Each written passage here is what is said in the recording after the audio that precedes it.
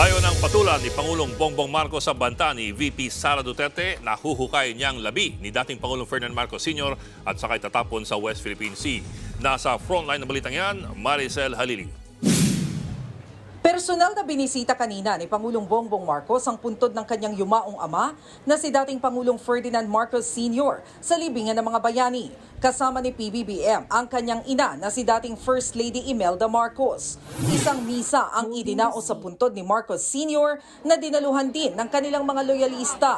Para mag-rest in peace ang aking ama, kailangan ipagpatuloy natin ang trabahong sinimulan niya, ipagpatuloy natin ang pagpaganda ng Pilipinas at ang pagmamahal sa Pilipino. Bago umalis si PBBM, natanong siya tungkol sa hirit kamakailan ni Vice President Sara Duterte na huhukayin niya ang puntod ni Marcos Sr. Saka itatapon ang kanyang labi sa West Philippine Sea. Sagot lang dyan ni PBBM. I'd rather not, thank you. I don't think... What do you think, sir, the statement is uncalled for? Huh? Is it uncalled for?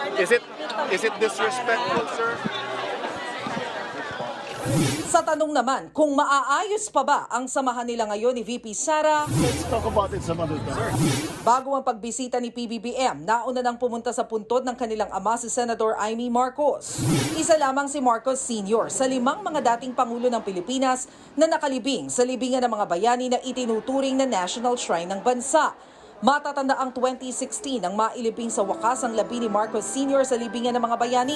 Matapos itong payagan ni dating Pangulong Rodrigo Duterte na bumisita rin kanina sa kanilang yumaong kaanak sa Roman Catholic Cemetery sa Davao.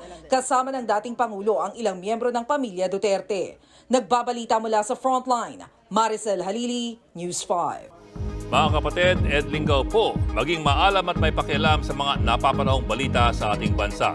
Para sa mas malalimang pagtalakay at paghimay sa mga issue at headlines, tumutok lamang at pag-subscribe sa social media pages ng News 5.